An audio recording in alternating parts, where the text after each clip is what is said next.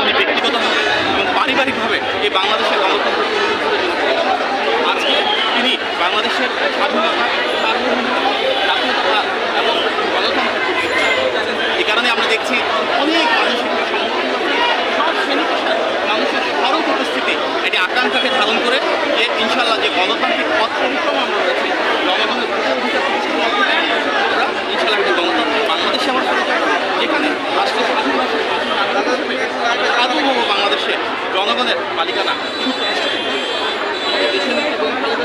আজকে এই ঐতিহাসিক স্বদেশ প্রত্যাবর্তনের মাধ্যমে গণতন্ত্রের সে অভিযাত্রায় গণমানুষের অধিকার এবং স্বাধীনতা পুনরুদ্ধারের এই সংগ্রামে দীর্ঘ আন্দোলন আমরা করেছি সেটি এসে ইনশাল্লাহ আমরা জনগণের ভোটাধিকার প্রতিষ্ঠা করব এবং সকল রাজনৈতিক দল যারা গণতন্ত্রের জন্য সংগ্রাম করেছে অসীম আত্মত্যাগ করেছে সবার মনের মাধ্যমে সবার আমাদের অন্তর্ভুক্ত উন্নয়ন এবং উৎপাদনের রাজনীতি ও অন্তর্ভুক্তিমূলক বৈষম্যহীন মেধাভিত্তিক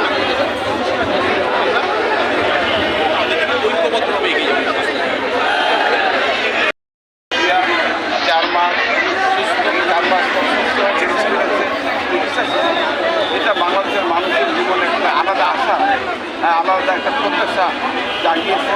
আমি আশা করি যে বেগম খালেদা জিয়া উনি যে আপসী আবারও নতুন করে প্রমাণ করবেন। কারণ আপনারা জানেন 2018 সালের পর থেকে এই দীর্ঘ প্রায় 6টা বছর তাকে কারাগারে বন্দি করে রেখেছেন। এই দীর্ঘ সময় উনি অসুস্থ হয়ে পড়েছিলেন এবং আপনারা নিজেরাও দেশের মানুষ দেখেছেন।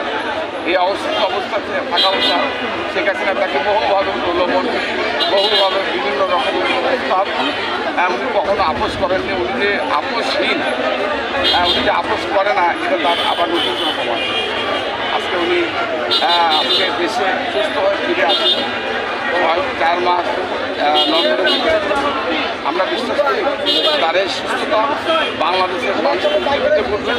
উনি অতীতে যেভাবে বাংলাদেশের মানুষকে প্রধানমন্ত্রী হিসাবে বিরোধী দলের নেত্রী হিসাবে সংগঠিত করেছিলেন, জাতীয়তাবাদের পতাকাকে উনি এক প্রান্ত থেকে আরেক প্রান্ত থেকে নিয়ে গিয়েছিলেন, ঠিক একই কায়দায় একইভাবে আবারও নতুন উদ্যমে উনি কাজ শুরু করলেন এবং বাংলাদেশের সেই জাতীয়তাবাদী পতাকাকে উনি সমুন্নত রাখবেন বলে আমি। আরেকটি বিষয় হচ্ছে যে বিএনপির ভারপ্রাপ্ত চেয়ারম্যান তারেক রহমান দেশে আসা নিয়ে আপনাদের কোনো বক্তব্য আছে কিনা? উনি কবে আসবেন এবং তিনি আসলে আপনাদের মনের জন্য অবস্থা জানেন এবং তারেক রহমান সাহেব বাংলাদেশের রাজনীতিতে একটা ক্যামেরার দিকে গুরুত্বপূর্ণ একজন ব্যক্তিত্ব। এখন তার নিরাপত্তা তার এখানে আসা সব মিলিয়ে আমরা আশা করছি উনি অতি সত্ত্বর দেশে ফিরবেন এবং আমরা আশা করি যাতে নির্বাচন তারিখ নৌকা ঘোষণা হবে। আপনার তার নিরাপত্তা তার আসন সব মিলিয়ে